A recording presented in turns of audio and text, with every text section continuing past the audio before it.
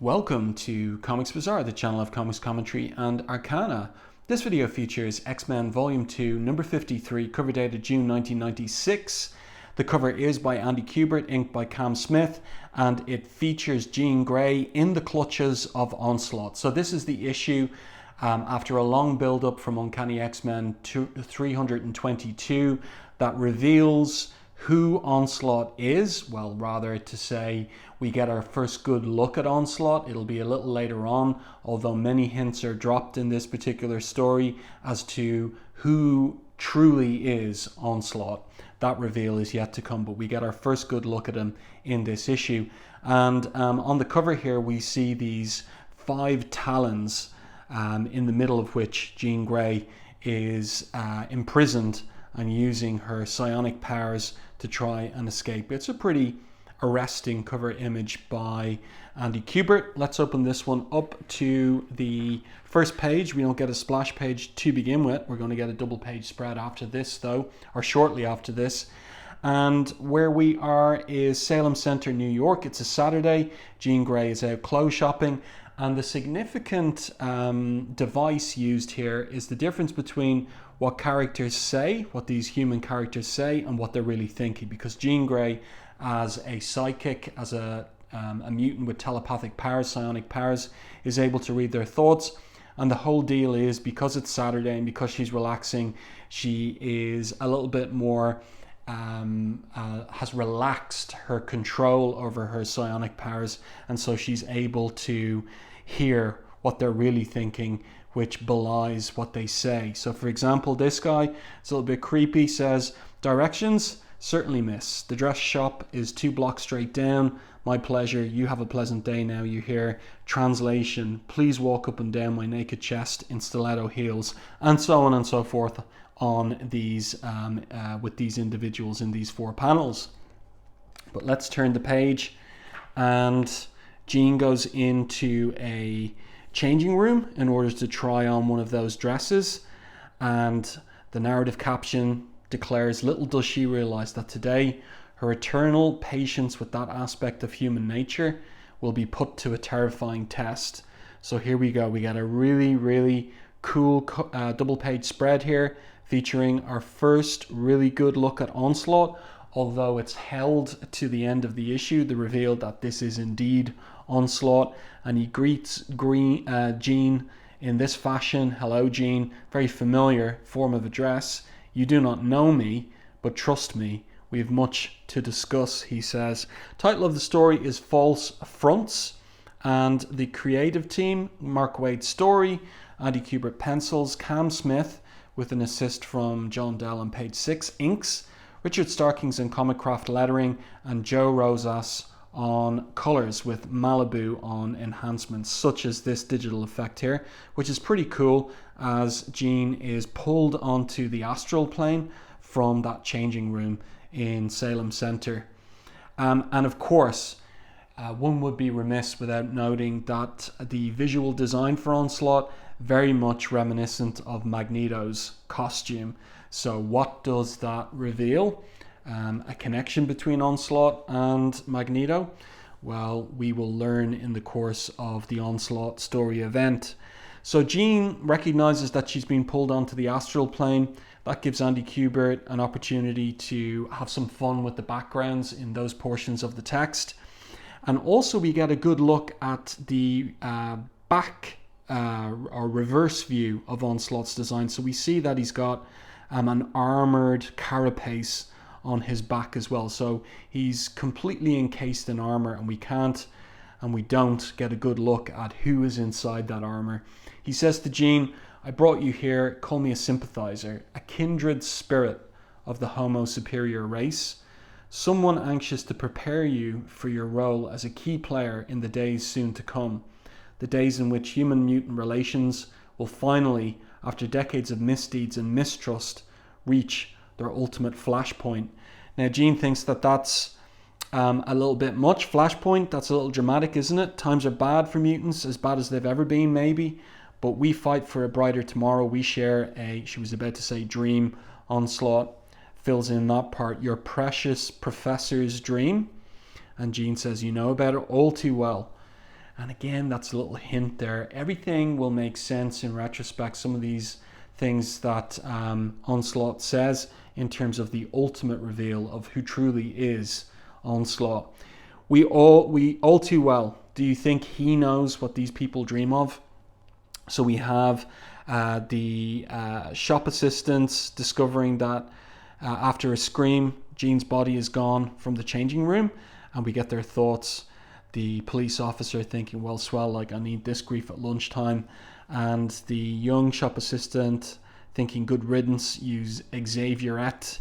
And maybe the owner saying, or the manager, shoplifter, no doubt about it. So all these negative thoughts. And Onslaught says, fear and loathing in Westchester. Nice to know they care so deeply. How do you deal with that sort of duplicity on a daily basis? And that's going to be a major theme of this particular story. Duplicity, hypocrisy, false fronts, as the story title is. And Jean responds, years of coping and a shred of compassion. That's an interesting response from her. That idea that, you know, she is alive to, by virtue of her powers, the dark side of everyday people, but it is a shred of compassion that allows her to tolerate it and move on. How do you know about me, about us? Who are you? So she gets to the operative question, and a very interesting response from Onslaught with the flashing eyes there is, I am frustration. Especially in terms of, and you know, I'm holding it back from anyone who's maybe forgotten, or somebody who's watching this and new and wondering and thinking about who could Onslaught be.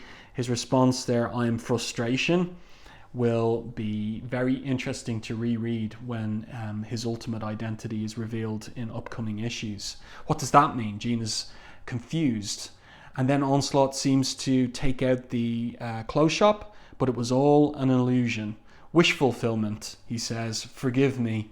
I become rather temperamental when confronted with the duality of humans. Come, let me show you how they keep their secrets. So we're going to have a little interlude before we pick up with this again, but really want to say that the artwork by Andy Kubert in this issue is really, really excellent, top-notch stuff, really smooth storytelling, very confident work from him, great detail in the backgrounds here, you know, giving us a sense of the wealth and beauty of Salem Center in Westchester, upstate New York. Really, really done well. Lots and lots of detail. The brickwork on these red brick houses, the church there as well. You know, thick specificity of detail, giving us a sense of the character of the place, including the bay window of the shop there too. Then the scene switches to New Jersey, and an abandoned factory. Behind a freshly laid brick wall is the imprisoned genuine McCoy. That is Henry McCoy, the real beast, who's been replaced by his alternative dimension doppelganger Dark Beast in X-Men Unlimited number 10. So he's chained up to the wall, and he has begun to lose a little hope, but he gets a little pep up and decides to go for some of the water from this dispenser, but he gets too eager and pulls off the spout or spigot of the dispenser, and all the water flows out onto the ground, and then he begins to despair. Well done, you overzealous fool. He thinks to himself, that's it, the end. No food, no water, nothing left but... And then he sees some hope, the draining water revealing a hidden trapdoor. And we get this nice tight close-up on his eye there, and perhaps a way out of here. So of course, Henry McCoy, the original beast, is going to escape, and there will come a reckoning with Dark Beast. And then the scene switches to Manhattan, and we have the astral forms of Jean Grey and Onslaught flying into the campaign headquarters of Graydon Creed, who, it's been established in recent issues of Uncanny and Adjectiveless X-Men, is running for the 1996 presidency. And Onslaught has something interesting to show Jean, because Jean thinks there's not, or she says to him, there's not a hypocrite in this room, so like everyone's an anti-mutant ideologue. And Onslaught says, are you so certain? Let's listen, shall we? And here we've got this interaction between Graydon and one of his aides, where his aide is flattering Graydon by saying to him, you should see this morning's Gallup poll. We've got a rock solid lead, Mr. President, looking up to Graydon Creed there. And then over the page, he continues, hail to the, or rather Creed responds, hail to the chief, Stephen, hail to the chief. We'll show those mutants who's boss, won't we? Not a doubt in my mind, sir, says the aide. I'll keep spreading the good word about Graydon Creed. And then his private thoughts, which of course are open to Jean and Onslaught. And that word is sap. Mutants, schmutants. I don't care about him one way or another, you pompous idiot. All that matters to me is driving this bandwagon straight up Pennsylvania Avenue. I pull that off and they'll call me the Kingmaker, little old me. And you have to imagine that in this year, in the USA, an election year for the presidency, there's probably aides on either side of the competing candidates who are similar to this character here. Similarly, what would I say, like uninterested in the ideologies of the candidates that they're helping promote, and just more interested in the acquisition of power and status. In any case, Onslaught says, how's that for hypocrisy? The X-Men's dream of human-mutant harmony won't win that one over, will it? It can't. He has no feelings to appeal to. Mutants don't even matter to him. He'll persecute you just because it's in his dayminder to do it. Hypocrisy, duplicity. And Jean's response is, she's aware of it, and she says, this is exactly why I endeavour to shut out the thoughts of ordinary people. Better yet, this is why I surround myself with friends, people I trust implicitly, to shoot straight with me about how they really feel. So Onslaught's got something to show her that is, in his mind, going to make her uncomfortable with her comfort around friends. And then we have a scene switch first to Colorado, and it is Warren Worthington's Rocky Mountain Erie, and Psylocke is recovering from the attack by these shadow beings in the previous, or sorry, rather in Uncanny X-Men 333. You'll find my review of that on the channel.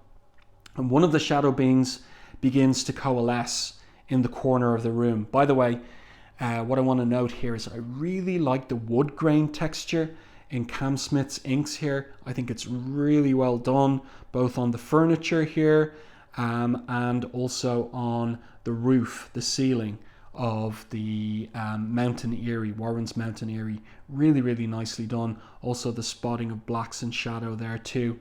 And Psylocke emerges from her kind of nightmare to warn Warren to get back, because the shadow that coalesces, there emerges from it on Juggernaut. And that is a really, really excellent anchor image of Juggernaut there by Andy Kubert. You can just see all of the muscle and sinew on his arms there. Really, really well done. And just bursting out of those shadows. So Juggernaut is confused about his location. And Warren asks him, you don't know where you are? He doesn't. I've scanned his mind, says Psylocke. He's been someplace else. And that was actually the Malibu universe of superheroes. Someplace else in shadow. It's not clear where. So where has he been since exiting the Malibu universe? Something drew him here. There's some connection between us. That's news to me, sister, says Juggernaut, Kane Marco. Now it's my turn to talk. I got something to say. By the way, this is such an interesting choice here. Kubert, you know, we've established it's Warren's Mountain Erie, but he pulls the camera way back, and it's almost as if we're getting another establishing shot here. I like the way the smoke is going straight up from the chimney, indicating that it's windless outside, but really, really evocative of the Rocky Mountains there with all the snow and the snow on the pine trees as well. Really, really nice work. And in any case, back to the dialogue, Juggernaut says, I got something to say, something huge. I know a secret about somebody, and it's a killer. I've been thinking that if I don't tell you X-Men guys about it, well, it's going to be too late for all of us, so here goes.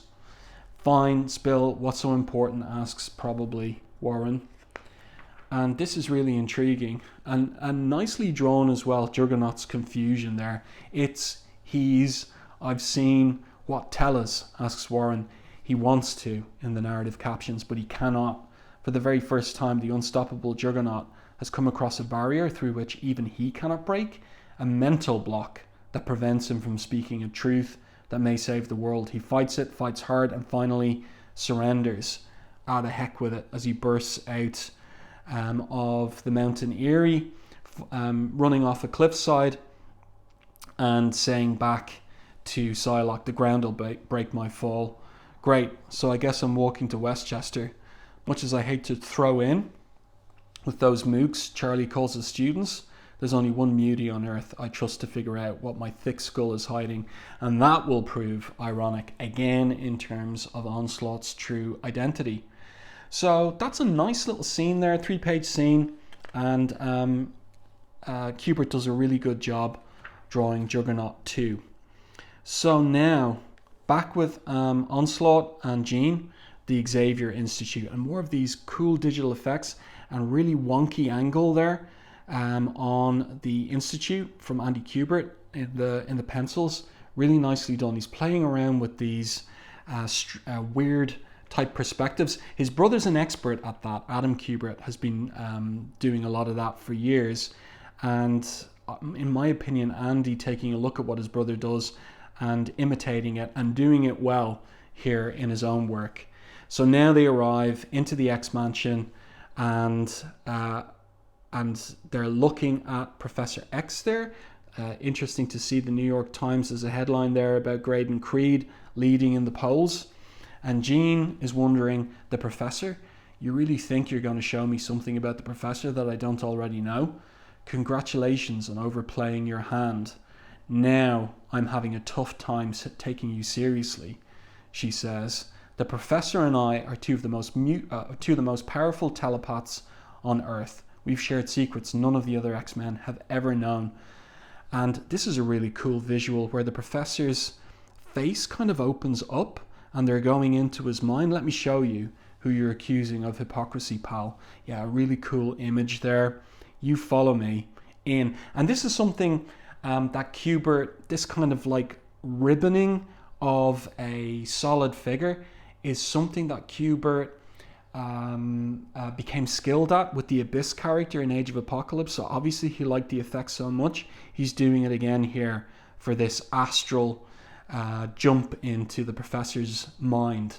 Really, really nice work, thoughtful, creative. So here they are inside the professor's mind. Let's take a little flight down memory lane so you can get the facts straight. Says Jean.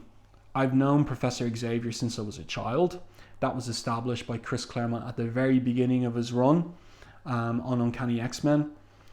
He took me under his care from the time I first began to manifest my powers. I trusted him completely and totally from the moment we met. And coming from a telepath, let me remind you, that's saying a lot. So this is all set up for Onslaught's sinister reveal. So here we go. Jean gives a very good example of their unique bond. When he was forced to fake his own death in order to avert an alien invasion, I was the only one he trusted with the truth. And this is the Xenox chamber in which Professor X psionically shielded himself. That was how he faked his death. And this piece of technology and this little bit of continuity from Uncanny X-Men 42 to 65 is going to play into later chapters of Onslaught. So very much something very, very likely coming from Mark Waid, who was and is a big continuity buff and clearly went over the earliest issues of X-Men as part of his homework for writing his portion of the Onslaught crossover story. Nice try, she says to Onslaught, but he's a father to me and I know him like no other. And then he turns here, really nice angle on the face and the close-up on the eye, 3/4 profile close-up. Oh really? And here we're going to get something really, really disturbing revealed to Jean. You naive girl, he says. If you truly want to know Xavier's mind, you've got to dig deeper than that. If you think your precious father figure is the emotional Puritan you claim he is, the eternal paragon of honourable and forthright behaviour you believe him to be, then take a look at this repressed memory. And this goes all the way back to Stan Lee and Jack Kirby's X-Men number 3, so Uncanny X-Men number 3. Early days for us, she says. Nice times. Be careful, Jean. Don't worry, sir. Remember how well you've trained us. And then in Professor X's thoughts, don't worry, as if I could help worrying about the one I love, but I can never tell her. I have no right. And then it echoes, the one I love, the one I love. And that's a massive shock for Jean. And if you're wondering, is that truly there in X-Men number 3 all the way back in 1963? Yes, indeed it is. But it was something that Stan Lee quickly dropped and never returned to. And so Onslaught is crowing, pseudo daddy dearest, disgraceful. So Jean is shocked. I don't understand. This isn't real. You created this. And Onslaught replies, you're in his mind. You know it's real? Relax. It's not a torch he's been carrying. Believe me, he locked it away long ago. Forgot about it. Like every other negative emotion Charles Xavier ever felt, he entombed it, tamped it down, buried it. And we can see them all here in this astral symbolic representation of Professor X's unconscious, repressed unconscious. Face the truth, Ms. Grey. No man could be the saint you make Charles out to be. He may not even realize it, but in order to project that image, he spent his entire adult life repressing every fear, every rage, every passion, every prejudice, every black thought he's ever experienced. A lifetime of repressed sin and anger festers in this place. Who knows what else lurks in here? And of course, that's dramatically ironic, that question, in terms of the big reveal. So Jean is shocked and aghast, and she falls into the professor's repressed dark urges and desires and begins to ask the operative question, who are you? And then we get a really weird scene switch to South Carolina, where Joseph, who is a amnesiac Magneto, is wearing pink lipstick for some reason. So that is a pretty funny coloring error there. And he's making his way to some kind of church meeting, some kind of preachers outdoor meeting where there's free food, chicken and mashed potato and corn on the cob. And the guy who welcomes him says, young fella, I think you'll find we take an interest in strangers round these parts, a mighty fierce interest. So what could that be all about? Well, we don't learn on this occasion because we go back to the astral plane and the climax of this encounter between, revealed encounter between Onslaught and Jean, where she's pulled herself out of those gooey, repressed, dark desires of Professor X. And Onslaught says, who am I, Jean? I am a being unfettered by the shackles of hypocrisy that surround us. I am raw power, fully unleashed, as you once were, as you can be again, by joining with me. Remember an unbridled cosmic might of the Phoenix Force, how good it felt to possess it. Absolute power thrills absolutely. Thrills you. Don't be a hypocrite, Jean. Don't deny your nature. Impulse is to take power, and impulses must be allowed to flourish. To repress them is to mask them, is to lie. Stand with me and be who you really are. There's no room for hypocrisy in the new world order that's coming, Jean. So this is Onslaught as Untermensch, as Nietzschean, sorry, not Untermensch, but Übermensch, as Nietzschean Übermensch. And there's a misdirection of the speech balloon tales here. It's Jean is listening to Onslaught, but he's still talking. In a world of lies, I will be the one truth, he says. The truth and the way. Appearances will no longer deceive. Be my consort, Jean. Embrace my power and be yourself. And again, the invitation for her to be his consort and the revelation that the professor has this repressed desire concerned with Jean, going all the way back to X-Men number 3. It all adds up. It all coheres when the big revelation comes. So Jean fights back.